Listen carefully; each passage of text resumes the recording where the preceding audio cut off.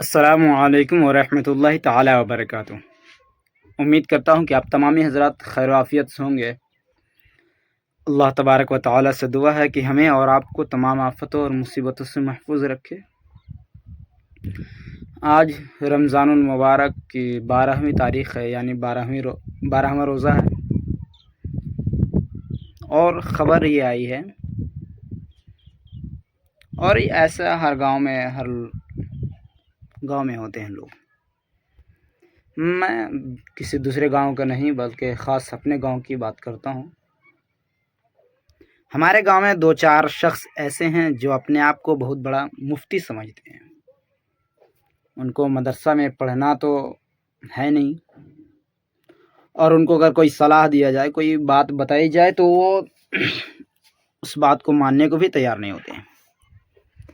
ایسے ہی ہمارے گاؤں میں 2-4 ہیں جن کو کچھ آتا جاتا تو ہے نہیں، بس اپنے آپ کو سمجھتے ہیں کہ ہاں ہم بھی ہیں، مفتی سے کم نہیں ہیں۔ اگر ان کو نماز کے مسائل پوچھ دیے جائیں، نماز شرائط پوچھ دیے جائیں، نماز فرائض پوچھ دیے جائیں، تو ان سے کوسوں دور ہوتے ہوئے نظر آئیں گے، اور مصلی پہ ایسے چڑھیں گے جیسے کہ مصلی ان کے باپ کی مسجد ہے، جگہ ہے۔ اور اس کے سامنے کتنوں ہی بڑا عالم آ جائے، منہ میں تو تعریف کر دیں گے، لیکن پیٹھ کے پیچھے اتنی برائی کریں گے کہ ان کا کہنا حد نہیں۔ ایسے ہیں ہمارے گاؤں میں 2-4 ہیں، لیکن افسوس یہ ہے کہ ان کو علم سے آگاہ نہیں ہے۔ حضور علیہ الصلوۃ والسلام فرماتے ہیں کہ اگر کسی شخص نے ایک عالم کی بے حرمتی کی، ان کی توہین کی، تو اللہ تبارک و تعالی اس کے 7 پشتوں کو، 7 نسلوں کو تباہ کر دیتا ہے۔ 7 نسلوں میں کوئی ایسا عالم نہیں پیدا ہوتا، کوئی عالم نہیں بن سکتا ہے۔ یہ فرمان رسول ہے، لیکن انتظار ہے وقت کا۔ بس وقت آنے دیجیے، ان لوگوں کو سمجھ میں آ جائے گا کہ کون کیا ہے اور کیا نہیں ہے۔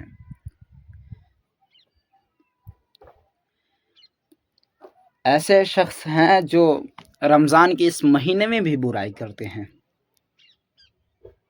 اور جب ان کو ضرورت پڑے عالموں سے، ہم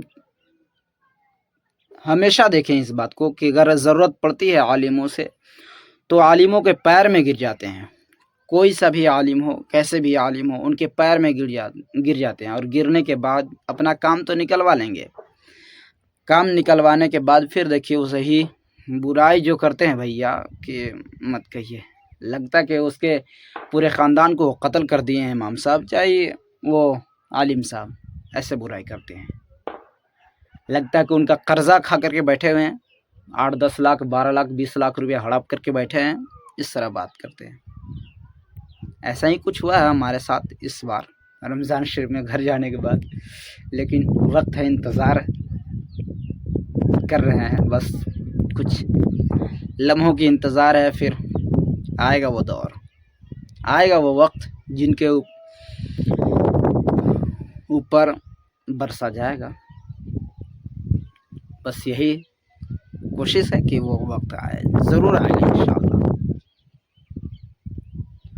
تو ایسے لوگوں سے خاص طور سے گاؤں کے امام صاحب، گاؤں کے محلے کے جو حافظ صاحب ہیں، وہ بچ کر کے ہیں۔ وہ صرف آپ کو ذلیل کر سکتے ہیں، لیکن آپ کے حق میں کوئی بہتر کام نہیں کر سکتے ہیں۔ آپ کو بس گالیاں بک سکتے ہیں، لیکن آپ کے تعریف نہیں کر سکتے ہیں۔ بس منہ میں تعریف کر دیں۔ چغلی کرنا تو ان کے فطرت میں بس جاتی ہے، جس کو کہتے ہیں دوغل پنتی۔ اور کسی کو دوغل پنتی کرنا، دوگلائی کرنا خون میں شامل رہتا ہے۔ جب تک وہ دوغل پنتی نہیں کریں گے، چغل خوری نہیں کریں گے، تب تک ان کا جو کھانا ہے وہ ہضم نہیں ہوگا، ان کا جسم کا خون نہیں بنے گا۔ جب چغلی کھا لیں گے، 2-4 بات چغلا لیں گے، تو ہاں چلو ماشاءاللہ اب چغل خوری کر لیے، اب کھانا ہضم ہو جائے گا۔ تو بس یہی کہنا ہے لیکن وقت آئے گا، انتظار ہے اس وقت کا جس وقت میں بتایا جائے گا۔ ان سے گزارش ہے کہ کبھی کتاب کا مطالعہ کر لیں اور چغلی کرنے سے پہلے سمجھ لیں، جان لیں، پرکھ لیں کہ کس کے بارے میں چغلی کر رہے ہیں اور کیا چغلی کر رہے ہیں، کیونکہ چغلی کرنا بہت بری بات ہے، اور جس کے خون میں شامل ہو جاتا ہے چغل خوری، وہ تو پھر بھیا کہیں بھی کر لیجئے چغل خوری کرے گا۔ تو ان لوگوں سے گزارش ہے کہ بھائی تھوڑا سا تمیز میں رہ کر کے بولیں، وقت آ رہا ہے جس وقت میں آپ کو سمجھایا جائے گا۔